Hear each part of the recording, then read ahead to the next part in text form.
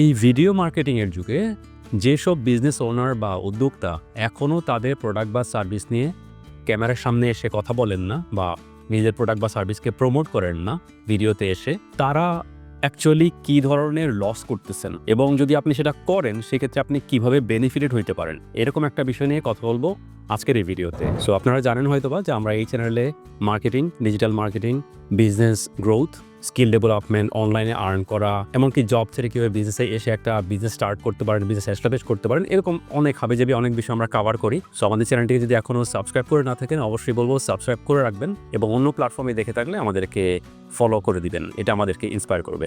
So আজকের টপিকে যাওয়া যাক।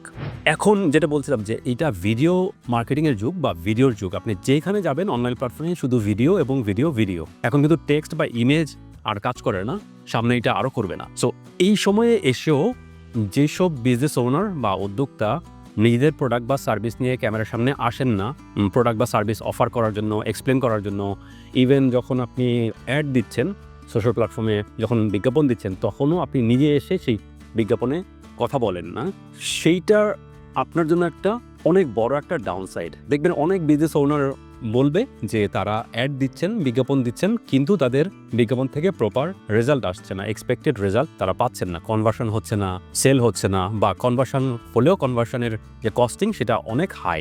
এটা একটা বড় কারণ, সেটা হচ্ছে যে আপনি যখন ইমেজ দিয়ে অথবা গ্রাফিক্স দিয়ে অ্যাড দিচ্ছেন অথবা এমনকি হয়তোবা কোনো মডেল দিয়ে আপনি এই বিজ্ঞাপন করিয়ে নিয়ে, ভিডিও বিজ্ঞাপন করিয়ে নিয়ে আপনি যখন বিজ্ঞাপন দিচ্ছেন, সেই ক্ষেত্রে আপনার যেটা কনভার্সন রেট অনেক কম থাকছে বা আপনার অ্যাড এফেক্টিভ হচ্ছে না বা কাজ করছে না। এটার একটা বড় কারণ হচ্ছে যে ভিডিওতে যখন আপনি আসেন না তখন কিন্তু কম্পেয়ার টু আরেকজন বিজনেস ওনার যিনি ভিডিওতে আসছেন, এসে কথা বলছেন, তারা কিন্তু আপনার চেয়ে বেশি অ্যাডভান্টেজ পাবে। এর কারণটা কি? কারণটা হচ্ছে ট্রাস্ট ফ্যাক্টর। একটা মানুষ যখন ক্যামেরার সামনে এসে কথা বলে, সেইটা যদি আপনি আরেকটা বিজনেসের সাথে তুলনা করেন যারা নিজেরা এসে কথা বলে না, যারা শুধু ইমেজ দিয়ে বিজ্ঞাপন দেয় বা মডেল হায়ার করে তাদের মাধ্যমে বিজ্ঞাপন দেয়, অবশ্যই যেই মানুষের ক্যামেরার সামনে এসে কথা বলছে তাকে মানুষ বেশি ট্রাস্ট করবে। ধরে নেন যে দুইটা বিজনেসের প্রোডাক্ট বা সার্ভিস সেম, কোয়ালিটি সেম এবং প্রাইসিংও সেম, সেক্ষেত্রে আপনি নিজেই চিন্তা করে দেখেন আপনি কাকে বেশি ট্রাস্ট করবেন। অ্যাজ এ হিউম্যান বিং আমরা মানুষকে ট্রাস্ট করতে চাই। প্রত্যেকটা বিজনেসের পিছনে একজন করে মানুষ রয়েছে বা সেট অফ হিউম্যান বিং রয়েছে, তাদের সাথে আমরা কিন্তু ইন্টারাক্ট করতে চাই। আমি যখন পকেটে টাকাটা বের করি তখন আমি জানতে চাই বা আমি কনফার্ম হইতে চাই, কনভিন্সড হইতে চাই যে আমি যে টাকাটা দিচ্ছি এটার পরিবর্তে আমি প্রপার ভ্যালুটা পাবো। সেটা যদি প্রোডাক্ট হয় সে আমি গুড প্রোডাক্ট পাবো বা আমার এক্সপেক্টেড প্রোডাক্ট পাবো, সার্ভিস হলে এক্সপেক্টেড সার্ভিস আমি তার কাছ থেকে রিসিভ করব। সেই কারণে কিন্তু যেই লোকজন, যে বিজনেস ওনাররা সরাসরি ক্যামেরার সামনে এসে কথা বলেন তারা অবশ্যই অ্যাডভান্টেজ পাবেন। আরেকটা জিনিস খেয়াল করেন, এখন কিন্তু এআই এর যুগ। এই এআই এর যুগে আপনি যখন সোশ্যাল মিডিয়ায় যান তখন দেখবেন যে আপনি যখন পোস্ট করার সময় দেখবেন যে সোশ্যাল মিডিয়া প্ল্যাটফর্মগুলো বলে যে এটাকে ট্যাগ করেন যে এটা কি এআই জেনারেটেড অথবা হিউম্যান জেনারেটেড। এর কারণটা কি? এটাও কিন্তু একটা সিগন্যাল দেয়। আমরা বুঝতে পারি যে সোশ্যাল প্ল্যাটফর্মগুলো এইটা এনশিওর করতে চায় যে একটা মানুষ যখন তার ফিডে একটা পোস্ট দেখছে, ইমেজ দেখছে বা ভিডিও যাই দেখছে, এখন কিন্তু ভিডিও আসলে এআই জেনারেট করতে পারে, সেইটা একটা হিউম্যানের দ্বারা জেনারেটেড ভিডিও অথবা সেই ভিডিওতে অথবা ইমেজে একজন হিউম্যান রয়েছে অথবা একটা এআই জেনারেটেড একটা কন্টেন্ট সে দেখছে। এর কারণ কি? কারণ কিন্তু ওইটাই, মানুষ ট্রাস্ট করতে চাই মানুষকে, মানুষ কিন্তু এআইকে ট্রাস্ট করবে না। হ্যাঁ, আমরা এআই এর কন্টেন্ট দেখে কিন্তু আমরা এন্টারটেইনড হচ্ছি, সামনে হয়তো আরও হব, কিন্তু আমরা কখনোই এআইকে ট্রাস্ট করব না কম্পেয়ার টু হিউম্যান বিং। এটার কারণটা সিম্পল, এআই কিন্তু কখনোই মানুষকে রিপ্লেস করবে না, এআই কিন্তু কখনোই টাকা আর্ন করবে না, এআই মানুষের হয়ে কাজ করবে।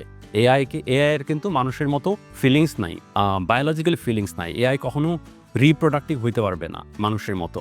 যদি সেটাই হইতো তাহলে কিন্তু দুনিয়া থেকে মানুষজন রিমুভ হয়ে গিয়ে বা এআই মানুষকে রিপ্লেস করে দিত, সারা দুনিয়ায় কিন্তু রোবট বা বট কিন্তু চালাইতো। সেটা কিন্তু হবে না, আমরা জানি মানুষই কিন্তু এই দুনিয়াতে থাকবে। সো এটা আরেকটা কারণ। এবং লাস্ট আরেকটা কারণের কথা বলি, আপনি দেখেন একটা এক্সাম্পল দেই, সেটা হচ্ছে যে আপনি যত বড় বড় কোম্পানি দেখবেন সারা ওয়ার্ল্ডের billion dollar trillion dollar company, তাদের সিইওরা, তাদের প্রধানরা কিন্তু ক্যামেরার সামনে এসে কথা বলে। আপনারা মার্ক জাকারবার্গকে দেখবেন রেগুলার তাদের প্রোডাক্ট বা সার্ভিসের অফার বা আপডেট নিয়ে ক্যামেরার সামনে এসে সে কথা বলছে।